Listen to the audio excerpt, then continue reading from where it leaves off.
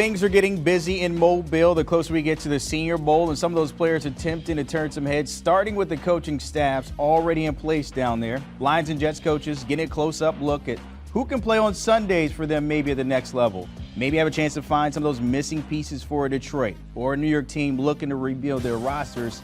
Here's more from both of the coaches down there in Mobile. It's a great opportunity for our staff, as well as all involved to showcase kind of what our guys can do and to grow and to get better, but also to work with the talent that's here, knowing that we'll be in position to have a few moves in the draft, and certainly these guys are very much a part of that. So this has been good 2 days in.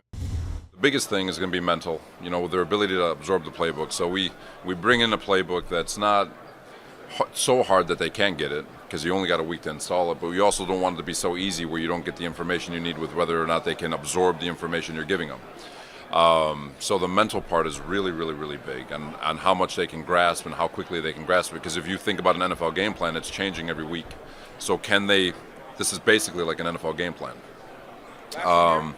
But the other part to it is this: you'll see it in terms of there's going to be adversity for these kids this week. Someone's going to drop a ball, they're going to miss a block, and they're going to feel. Think about the pressure that is on all these young men to perform their job, and under this light, under this pressure, when they make a mistake, what do they look like? How do they respond?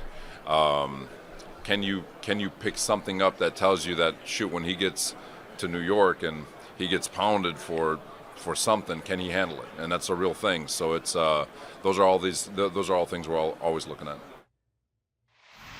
All right, for more of what's going on in Mobile outside of the rain, a dry Ryan Wilson checking in here on HQ. And Ryan, let's break it down and see how this week kind of helps both of those coaching staffs, starting with the Jets and Robert Saleh, with some of these guys getting a chance to look at them.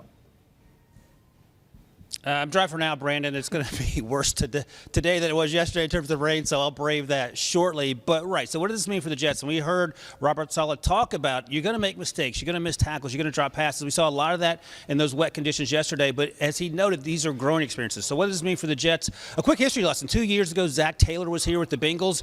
Joe Burrow or T. Higgins, they were not here. They were their first two picks. But their late day two guy, Logan Wilson, some of their day three guys were here. They got up close and personal looks at these players, which the other 30 teams didn't, because the other 30 teams can't interview these guys except for specific times during the week. So you're with these guys every day. You get to see how they practice. You get to talk to them, and that's a huge advantage for a team that if you're coaching here, let's be honest, it's because you didn't have a good season. So what do the Jets need? I think it starts with offensive line, and I've talked about that every single week in these mock drafts, and there are a ton of offensive linemen here. One of the guys that's getting a lot of buzz is Bernard Riemann out of Austria. I got to get the pronunciation right, Riemann. And then there's also Trevor Penny, the big kid out of Northern Iowa. He's about 6'9". Daniel Faalele is 380 pounds, moves like he's about 150. There's so much athleticism here. There's so much in the way of offensive line talent that can help someone like Zach Wilson. It certainly makes a ton of sense for the Jets to be focused on those positions.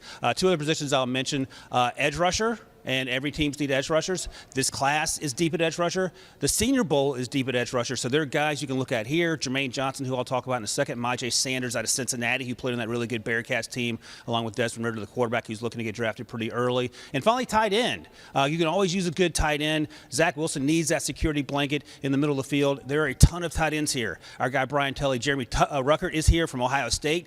All he did was block primarily at Ohio State. He's making some noise, turning some heads this week with his pass catching ability. And Trey McBride, who is my number one tight end out of Colorado State, is an absolute monster in as a run blocker, and also as a receiver. And those are some things that are certainly turning heads if you're the Jets, but also for the 30 other teams here, not including the Lions who are coaching the other team, in terms of what they are looking for as we get closer to the draft. Do you want a sports network that delivers everything that matters about the game? The highlights, the picks, the instant analysis, no yelling, no fake debates, no politics.